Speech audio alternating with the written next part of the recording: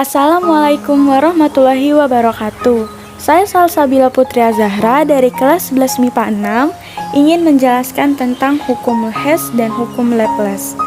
Pertama-tama, apa itu hukum Hess? Hukum Hess adalah hukum yang digunakan untuk menentukan besarnya perubahan entalpi suatu reaksi. Dalam hukum Hess, nilai perubahan entalpi dinyatakan sebagai fungsi keadaan delta H. Menurut hukum ini, karena perubahan entalpi merupakan fungsi keadaan, maka perubahan reaksi kimia akan bernilai sama, meskipun langkah-langkah yang diperlukan untuk menghasilkan hasil reaksi berbeda. Bunyi hukum Hess yaitu, jumlah panas yang dibutuhkan atau dilepaskan pada suatu reaksi kimia tidak tergantung pada jalannya reaksi, tetapi ditentukan oleh keadaan awal dan akhir. Henry Germain Hess, 1840. Henry Germain Hess melakukan serangkaian percobaan dan diperoleh kesimpulan yang dikenal dengan hukum Hess, yaitu perubahan entalpi suatu reaksi hanya tergantung pada keadaan awal, zat-zat reaksi, dan keadaan akhir, zat-zat hasil reaksi dari suatu reaksi, dan tidak tergantung bagaimana jalannya reaksi. Apa itu hukum Laplace? Hukum Laplace dikemukakan oleh Marquis de Laplace pada tahun 1749 sampai 1827 yang berbunyi, jumlah kalor yang dilepaskan pada pembentukan suatu senyawa dari unsur-unsurnya sama dengan jumlah kalor yang diperlukan untuk menguraikan senyawa itu menjadi unsur-unsurnya. Contohnya, H2 plus setengah O2 H2O delta H sama dengan min 68,3 kilokalori per mol. H2O H2 plus setengah O2 delta H sama dengan 68,3 kilokalori mol. Cara perhitungan ada terdapat 3. Yang pertama, rumus delta HF. Yang kedua, data lengkap. Yang ketiga, diagram energi dan diagram siklus. Rumus hukum Hess. Berdasarkan percobaan-percobaan yang telah dilakukannya pada tahun 1840, Germain Hess merumuskan diagram Hess. Yang diketahui diagram Hess reaksinya A menjadi C. Perubahan A menjadi C dapat berlangsung 2 tahap, yaitu tahap pertama secara langsung, yang kedua tahap secara tidak langsung.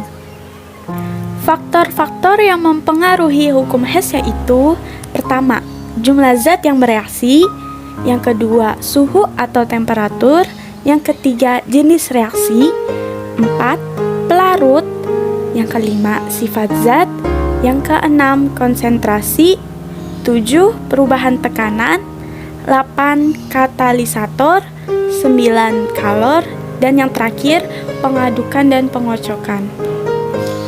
Penerapan hukum Hess. Berikut ini terdapat beberapa penerapan hukum Hess terdiri atas. Yang pertama, kita dapat mengkombinasikan beberapa reaksi yang telah diketahui entalpinya untuk memperoleh entalpi reaksi yang kita cari. Yang kedua, kebalikan dari suatu reaksi mengakibatkan perubahan tanda entalpi. Artinya, jika suatu reaksi berjalan secara eksoterm, maka kebalikan reaksi tersebut adalah endoterm dengan tanda entalpi yang saling berlawanan. Yang ketiga, jika suatu reaksi dikalikan dengan suatu bilangan, maka entalpi reaksi tersebut juga harus dikalikan dengan bilangan yang sama. Contoh soal. Reaksi pembakaran karbon menjadi gas CO2 dapat berlangsung dalam 2 tahap, yaitu tahap 1 C plus setengah O2 menjadi CO delta H A kilojoule. Tahap kedua, CO plus setengah O2 menjadi CO2 delta H sama dengan B kilojoule. Dengan demikian, perubahan entalpi secara keseluruhan apabila reaksi dilakukan dalam satu tahap tanpa melewati gas CO adalah tahap langsung. C plus O2 menjadi CO2 delta H sama dengan A plus B kilojoule.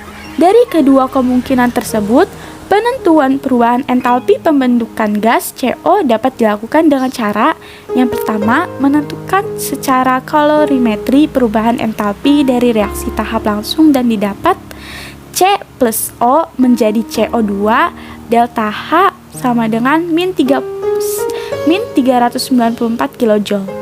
Yang kedua, menentukan secara kalorimetri perubahan entalpi tahap 2 dan didapat CO plus setengah O2 menjadi CO2 delta H sama dengan min 283 kJ. Dari kedua reaksi tersebut didapat perubahan entalpi untuk reaksi tahap 1 adalah min 394 kJ sama dengan A plus min 283 kJ. A sama dengan min 394 dikurang min 283 kJ. Jadi A-nya adalah min 111 kJ.